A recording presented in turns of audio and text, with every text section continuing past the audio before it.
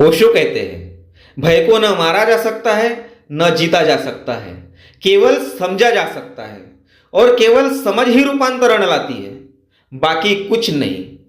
अगर तुम अपने भय को जीतने की कोशिश करोगे तो यह दबा रहेगा, तुम्हारे भीतर गहरे में चला जाएगा, उससे कुछ सुलझेगा नहीं बल्कि चीजें और उलझ जाएंगी। जब भय उठे तो तुम उसे दबा सकते हो, भय को जीतने का यही अर्थ है। भय को तुम दबा सकते हो, इतने गहरे में दबा सकते हो कि तुम्हारी चेतना से वह बिल्कुल गायब हो जाए, तब तुम्हें उसका पता भी न चलेगा, लेकिन वह बेसमेंट में पड़ा रहेगा और अपना काम जारी रखेगा। वह तब भी तुम पर हावी होगा, तुम पर कब्जा करेगा, लेकिन ऐसे परोक्ष ढंग से कब्जा करेगा कि तुम्हें उसका पता भी न चले। लेकिन तब खतरा और भी गहरा हो जाएगा, अब तुम उसे समझ भी न पाओगे। तो भय को जीतना नहीं है, नहीं उसे मारना है। भय को तुम मार नहीं सकते क्योंकि उसमें एक प्रकार की ऊर्जा होती है और कोई भी ऊर्जा कभी नष्ट नहीं की जा सकती। तुमने कभी देखा भय के समय तुम में एकदम से बड़ी ऊर्जा आ जाती है, ठीक जैसे क्रोध के समय ऊर्जा आ जाती है। वे दोनों एक ही ऊर्जा के दो आयाम हैं। क्रोध आक्रामक है और भय अनाक्रामक है। भय है क्रोध की निगेटिव अवस्था और क्रोध है भय की पॉजिटिव अवस्था। जब तुम क्रोध में होते हो तो तुम में कितनी ताकत आ जाती है, ऊर्जा भर जाती है। जब तुम क्रोध में होते हो तो एक बड़ी चट्टान भी उठाकर फेंक सकते हो। आमतौर पर इतनी बड़ी चट्टान तो तुम हिला भी नहीं सकते। क्रोध के समय तुम 3-4 गुना ज्यादा शक्तिशाली हो जाते हो। उस समय तुम ऐसी कई चीजें कर सकते हो जो क्रोध के बिना संभव ही नहीं है। और भय के समय तुम इतना तेज भाग सकते हो कि ओलंपिक खिलाड़ी भी ईर्ष्या करने लगे। भय से ऊर्जा पैदा होती है। भय ऊर्जा ही है और ऊर्जा को कभी नष्ट नहीं किया जा सकता। अस्तित्व से ऊर्जा की एक चुटकी भी नष्ट नहीं की जा सकती। इस बात को हमेशा याद रखो, वरना तुम कुछ गलत कर बैठोगे। तुम किसी भी चीज को नष्ट नहीं कर सकते, केवल उसका रूप बदल सकते हो। छोटे से कंकड़ को भी तुम नष्ट नहीं कर सकते। रेत का एक छोटा सा कण भी नष्ट नहीं किया जा सकता, वह केवल अपना रूप बदल लेगा। पानी की एक बूंद को भी तुम नष्ट नहीं कर सकते। हो सकता है तुम उसे बर्फ बना दो या भाप बना दो, लेकिन वह मौजूद रहेगी, कहीं ना कहीं वह रहेगी। इस अस्तित्व से बाहर तो जा नहीं सकती। भय को भी तुम नष्ट नहीं कर सकते और युगों युगों से यही किया गया है।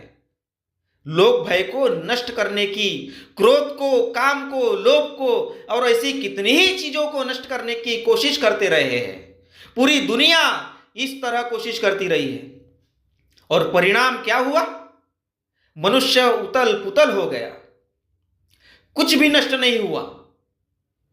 सब कुछ वैसा का वैसा है, बस चीजें उलझ गई है।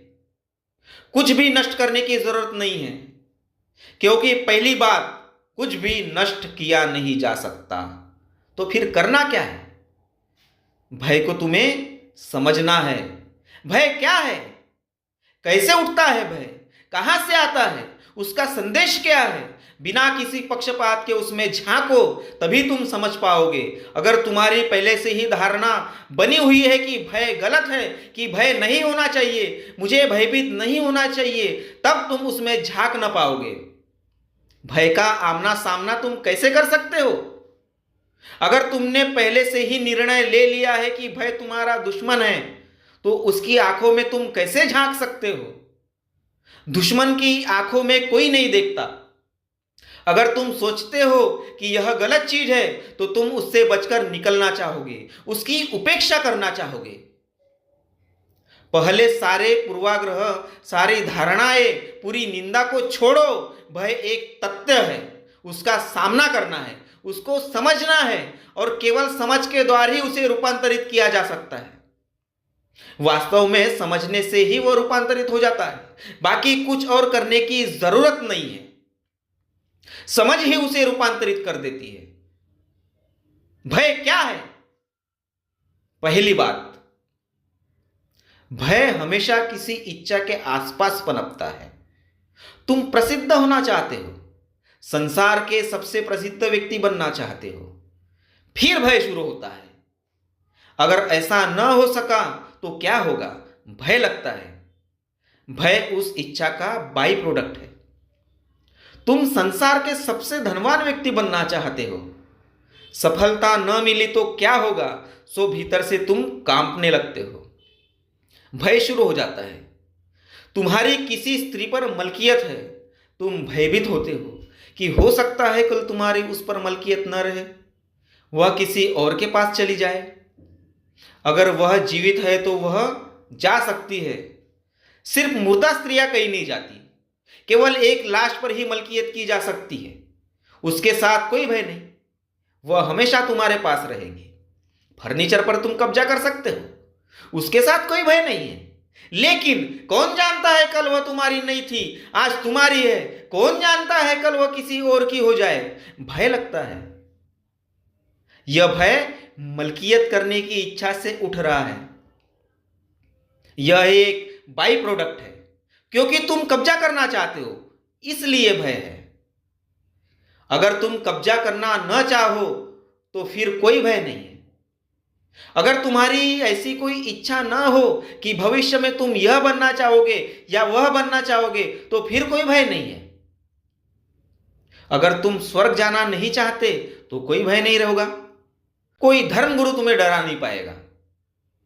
अगर तुम कहीं नहीं जाना चाहते तो कोई भी तुम्हें डरा नहीं पाएगा। अगर तुम इसी क्षण में जीने लगे तो भय मिट जाता है। भय वासना के कारण पैदा होता है, तो मूलतः वासना भय को पैदा करती है। झांको भय में। जब भी भय लगे तो देखो कि वह कहां से आ रहा है, कौन सी इच्छा, कौन सी वासना उसे निर्मित कर रही है, और फिर उसकी व्यर्थता को देखो।